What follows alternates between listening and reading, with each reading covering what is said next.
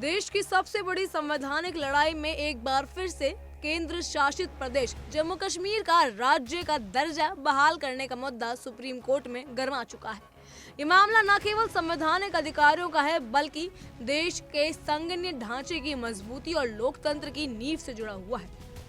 जम्मू कश्मीर को पूर्ण राज्य का दर्जा देने की मांग पर सुप्रीम कोर्ट ने केंद्र सरकार को जवाब देने के लिए 4 हफ्ते का समय दिया है। जी हाँ, इस मामले में शीर्ष न्यायालय ने कहा है कि ये एक गंभीर और अनोखी समस्या है जिसमें कई सुरक्षा, राजनीतिक और संवैधानिक पहलुओं को समझना जरूरी है। पिछले कुछ वर्षों में अनुच्छेद 370 के अधिकांश प्रावधान हटाए जाने के बाद से ये मुद्दा लगातार गर्माता रहा है और अब इसका समाधान ढूंढता देश एक संवैधानिक संस्थाओं की प्राथमिकता बन चुका है। सुप्रीम कोर्ट से खंडपीठ में केंद्र सरकार की ओर से सॉलिसिटर जनरल तुषार मेहता ने बताया कि क्षेत्र में पिछले साल चुनाव शांतिपूर्ण ढंग से खत्म हुए और निर्वाचित सरकार सत्ता में आई, लेकिन हाल ही के सुरक्षा खतरे, खासकर पहलगाम में हुए आतंकी हमलों की वजह से राज्य का दर्जा तुरंत बहाल करना संभव नहीं होगा।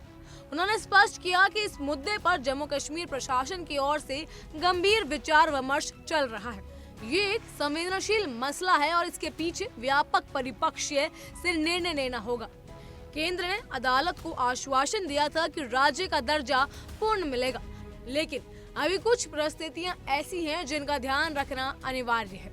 इसके विपरीत याचिकाकर्ता पक्ष के वरिष्ठ अधिवक्ता ने ये तर्क दिया कि ये आश्वासन वर्षों पहले दिया जा चुका है और अब तक इसे लागू नहीं किया जाना संघीय व्यवस्था के मूल सिद्धांतों का उल्लंघन है।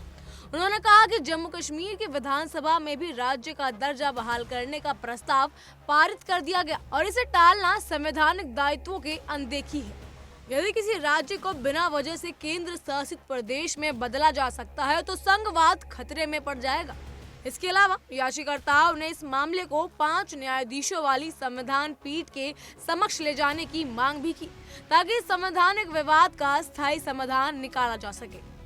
सॉलिसिटर जनरल ने इस दलील का विरोध करते हुए कहा कि राज्य का दर्जा बहाल करने के फैसले में व्यापक सुरक्षा चिंताओं को नजरअंदाज नहीं किया जा सकता। उन्होंने ये भी आरोप लगाया कि याचिकाकर्ता पक्ष केंद्र शासित प्रदेश की एक भव्य तस्वीर पेश कर रहा है जो सही नहीं है।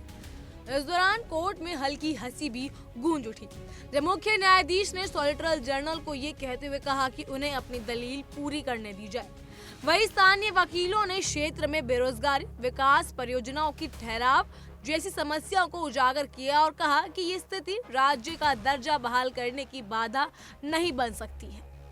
ये मामला न केवल जम्मू कश्मीर की संवैधानिक स्थिति से जुड़ा है बल्कि देश की राजनीतिक स्थिरता, सुरक्षा और विकास के साथ भी गहरे तौर पर जुड़ा हुआ है।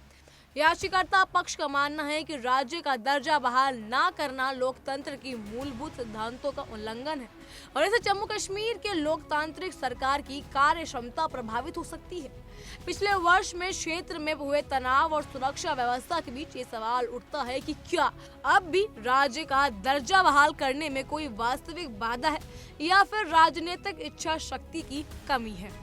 यह मामला आने वाले हफ्तों में देश की संवैधानिक राजनीति की दिशा तय करेगा और पूरे देश की नजरें सुप्रीम कोर्ट की इस बहस पर टिकी है। इस पर आपकी क्या राय है हमें कमेंट सेक्शन में जरूर बताइएगा। फिलहाल के लिए इतना ही। तमाम खबरों के लिए फॉलो कीजिए इंडिया डेली को।